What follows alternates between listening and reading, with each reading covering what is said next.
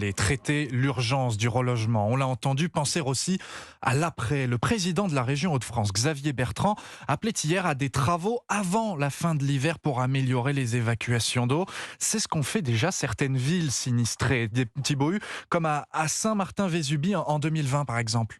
Oui, cette commune a été balayée par les eaux, une catastrophe qui va en m'ôter. Le maire refuse de subir une seconde fois, alors il lui a fallu revoir certains aménagements. Il y a eu des confortements de berges, il y a eu des choses comme ça. On va remettre des ponts définitifs. Ça sera des ponts qui auront 45 mètres de portée sans aucun pilier dans la rivière, de façon à éviter les embacs. Il y a eu des enrochements de fait tout autour des villages, aussi bien rive gauche que rive droite. Donc on a vu qu'à la tempête Aline, par exemple, qui est montée très très vite, eh bien l'eau a bien circulé au niveau de Saint-Martin. Alors dans ce village, les 170 maisons détruites n'ont pas été reconstruites, les habitants ont été relogés, mais le risque d'inondation n'est jamais nul. Alors Manon Evo, co-directrice du Centre européen de prévention du risque d'inondation, suggère de repenser les habitations et apprendre à vivre avec les sinistres, s'aider et s'adapter au lieu de lutter. Quand l'eau va rentrer dans le rez-de-chaussée, eh bien, j'ai la possibilité de continuer à vivre. J'ai séparé mes circuits électriques entre le rez-de-chaussée et l'étage, et puis j'ai fait en sorte que les revêtements soient faciles à réparer. Des recommandations qui s'adresseront dans les prochaines semaines aux habitants sinistrés des Hauts-de-France. Un petit bohut pour Europe.